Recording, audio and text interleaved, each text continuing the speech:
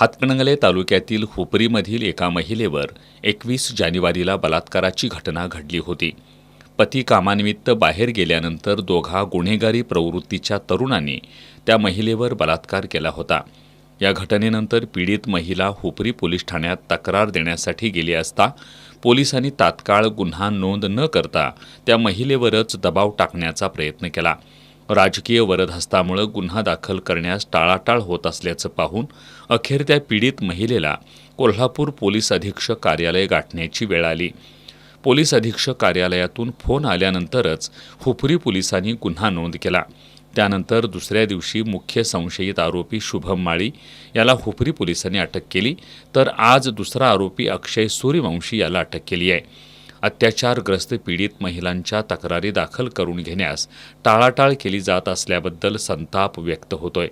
या निषेधार्थ आज हुपरी पोलीस ठाण्यासमोर RPI संघटनेनं निदर्शनं केली. माझं आज या सरकारला सुद्धा एकच सांगणं आहे, साहेब, लाडक्या बहिणीचा हप्ता नको, आमच्या माता भगिनींना संरक्षण द्या. आमच्या माता भगिनी आपल्या घरात तरी सुरक्षित राहिल्या पाहिजेत. इतकीच काही ती ठोस उपाययोजना करा, एवढी आज निकराची मागणी करून या घटनेत न्याय मिळाल्याशिवाय आम्ही थांबणार नाही, अशी आज मी जाहीर घोषणा करत आहे. काही दिवसांपूर्वी येळगुडमध्येही असाच प्रकार घडला होता. त्या ठिकाणी एका पीडित तरुणीनं अत्याचाराला कंटाळून आत्महत्या केली होती.